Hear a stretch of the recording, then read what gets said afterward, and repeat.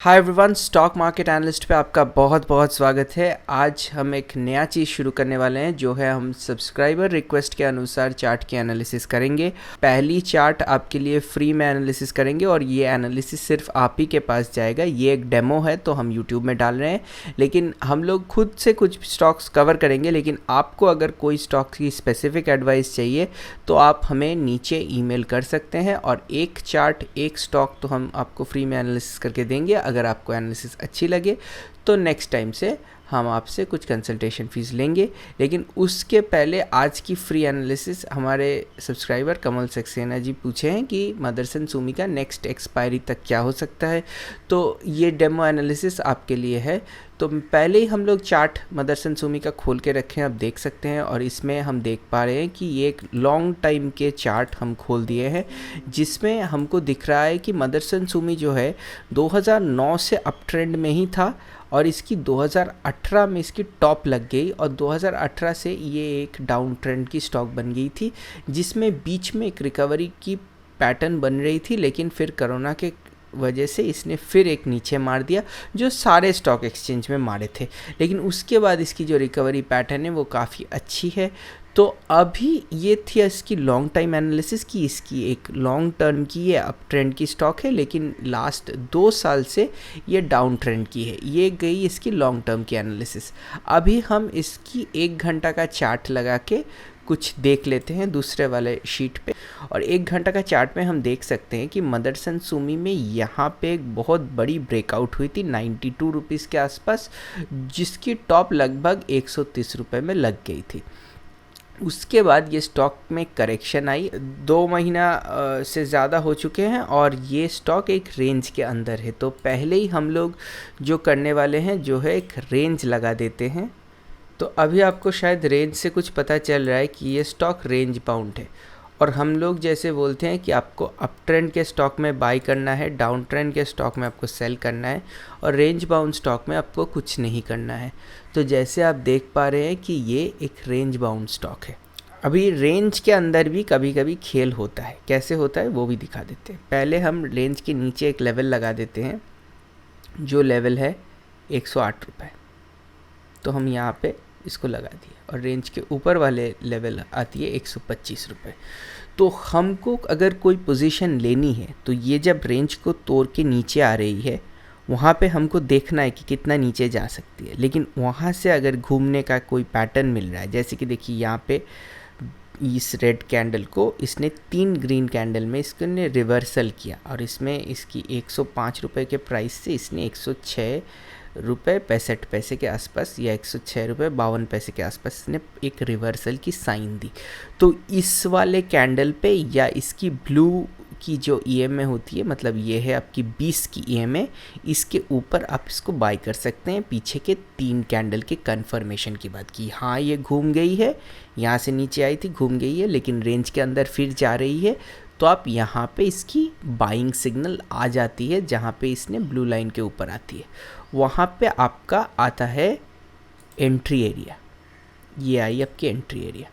आपकी stop loss की area होगी ये वाली एरिया। मैक्स टू मैक्स यहाँ पे भी रख सकते हैं। अगर एंट्री हुआ 107 तो आपकी स्टॉप लॉस होनी चाहिए 105 रुपये 50 पैसे या सबसे ज़्यादा हो सकती है 104 रुपये 90 पैसे। मतलब इसको अगर काट दिया तो आपको निकल जाना है।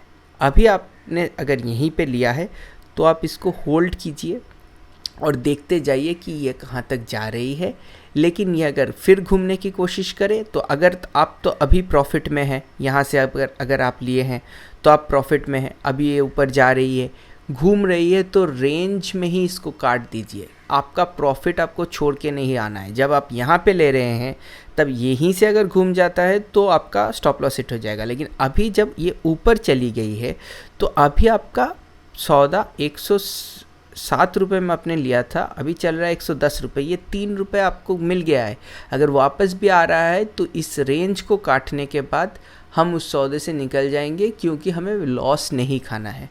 ऐसे ट्रेडिंग के डिसीशंस लिए जाते हैं, क्योंकि अगर आपको 3 रुपये मिल गया है तो ठीक है, 1 रुपये चला गया, फिर भी आप 2 रुपये घर ले आइए या 1.5 रुपये लेके आइए, फिर भी आप लॉस में नहीं रहेंगे, फिर घूम रहा है फिर ले सकते हैं।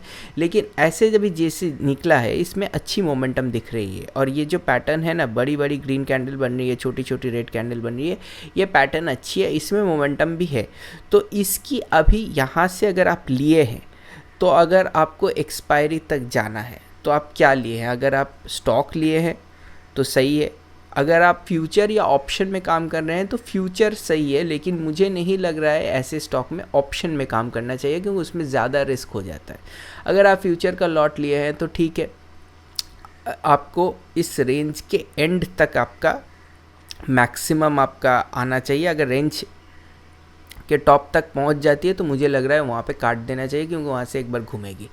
और बीच में आपका कोई रेजिस्टेंस लेवल्स रहते हैं, वो हम ड्रॉ कर लेंगे। कैसे करेंगे? देखिए यहाँ पे एक रेजिस्टेंस इसकी आ रही है 115 रुपये के आसपास, और आप देखेंगे कि 115 के पास 1 2 3 4 5 6 7 8 9 10 11 12 13 14 15 16 बार इसने इस रेंज को ऊपर नीचे काटा है। कभी कभी इसमें बाउंस लिया है, कभी कभी यहाँ से वो घूम गया है। तो ये जो जगह है 115 रुपये, ये बहुत अच्छी जगह है जहाँ से ये एक बार घूम सकती है। तो अगर सोचिए आप ऑप्शन में काम कर रहे हैं, या ऑप्शन में अगर आप यहाँ से कहीं पे घूमें तो आपको 115 जब आएगा वहीं से आपको काट देना है, क्योंकि वहाँ से एक बार तो घूम के अगर ऊपर भी जानी है तो ये एक बहुत बड़ी रेजिस्टेंस लाइन इसके लिए बनेगी।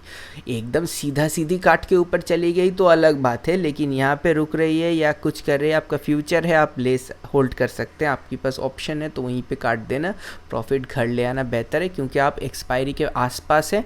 तो ये अगर डिप मारेगा आपकी सारी प्रॉफिट चली जाएगी। यहाँ से आपको चौकन्ना रहना है कि यहाँ पे अगर घूमने वाली कोई पैटर्न बन रही है, बड़ी रेड कैंडल्स बन रही है, पैटर्न में वीकनेस दिख रहा है, तो आप वहाँ से इसको छोड़ के आपका प्रॉफिट जो 107 से 115 8 रुपये का प्रॉफिट ख़राब नहीं है 100 रुपये के स्टॉक के लिए, वो आपके लिए अच्छा है। और एक चीज़ आप देख सकते हैं, अभी यहाँ पे एक डाइवर्जेंस बनी है, और ये डाइवर्जेंस काफ़ी स्ट्रॉन्ग डाइवर्जेंस है जो घंटे के चार्ट में बनी है।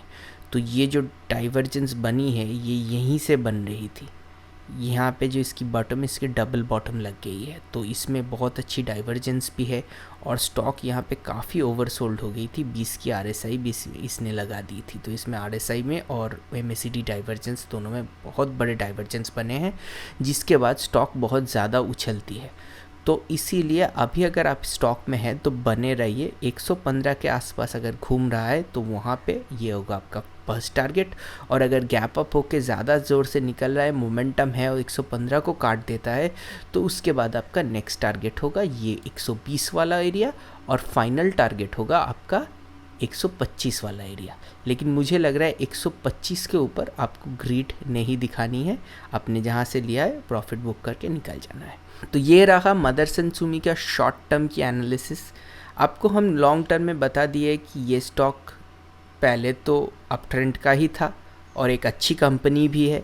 तो जो लोग मीडियम या शॉर्ट टर्म में पोजीशन बनाना चाहते हैं उनके लिए बोल रहा हूँ। मीडियम शॉर्ट टर्म का तो बता दिया है, मीडियम टर्म के लिए जो लोग बोल रहे हैं यहाँ से ले सकते हैं आप, छोटी मोटी प्रॉफिट में आप काट भी सकते हैं। लेकिन पोजीशन अगर आपको होल्ड करनी है तो ये 125 वाला रेंज काट के ये जब अपनी यात्रा शुरू कर देगी तो आपकी 2-3 महीना का जो ट्रेडिंग होता है या 1 महीना का जो ट्रेडिंग होता है वो वाला पोजीशन आप तब सोच सकते हैं जब 125 को काट के निकल रही है।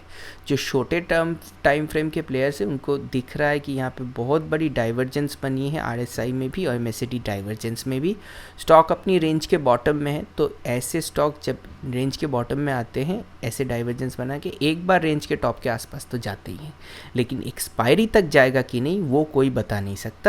लेकिन आप एक अच्छी मोमेंटम के ऊपर इसको अगर पकड़ लिए हैं अच्छे स्टॉप लॉस के जगह से, तो आपको सिर्फ इस पे बैठना है। तो घूमने वाली पैटर्न अगर आपको कहीं पे दिखे तो आपको वहाँ से एग्जिट होना है, या आपके लिए टारगेट्स भी हमने बना दिए हैं। पहला टारगेट 115, दूसरा टारगेट 120 और तीसरा टारगेट 125 रुपये 70 पैसे के आसपास।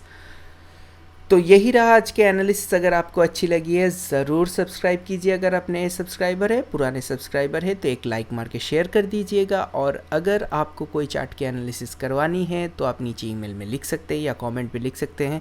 पहला चार्ट हमारे तरफ से फ्री है, उसके बाद हम कुछ कंसल्टेशन लेंगे। अगर आपको प्रॉफिट आ रही है तो वो कंसल्टेशन फीस कुछ नहीं रहेगी, एक ट्रेड में उससे आपको 10-15 गुना ज़्यादा मिलेगा हम जो कंसल्टेशन लेंगे उससे। तो इतना ही आज के लिए, इतना ही, और नेक्स्ट वीडियो में फिर मिलते हैं, बहुत सारे बातें करेंगे। धन्यवाद।